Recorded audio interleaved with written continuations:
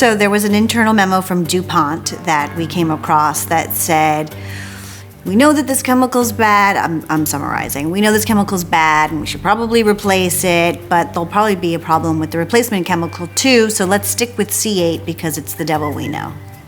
Every time I thought that I had reached my capacity of shock from this story, we would find another internal memo, another deposition, another factoid that was just mind-blowing, especially how far-reaching this chemical is.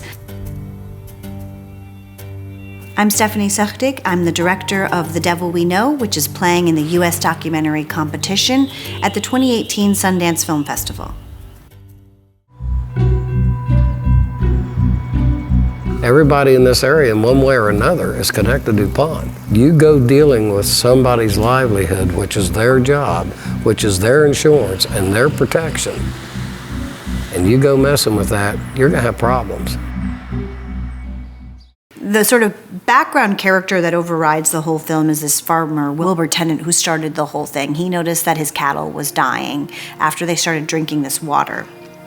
He refused to take no for an answer. People didn't really want to talk to him because DuPont owns this town, and they knew that DuPont was dumping their chemicals into his water stream and it was running through. I thought initially that this was a story about one town and one location and one chemical, and then to hear how widespread the contamination is, my first reaction was how? Is it really just from cooking with Teflon pans?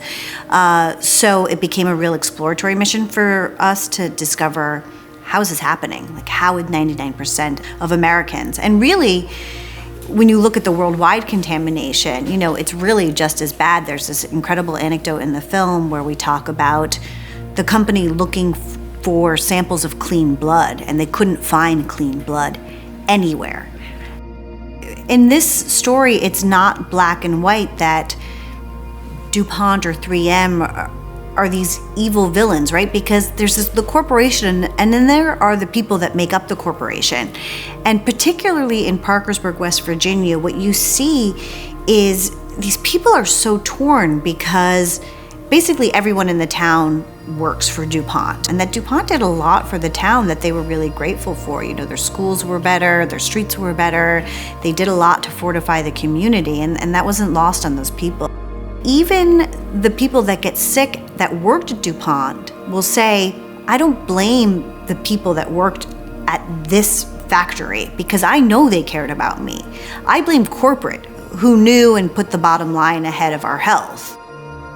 It's interesting because a lot of these characters have become de facto experts because they had to do the work, and that's what makes them so extraordinary. These are just people in West Virginia, and a lot of people wouldn't have taken them seriously, and they refused to be silenced, and they didn't give up. And it's a really important lesson, especially in this political climate, of not just how important it is to be engaged politically and civically, but just how effective it is.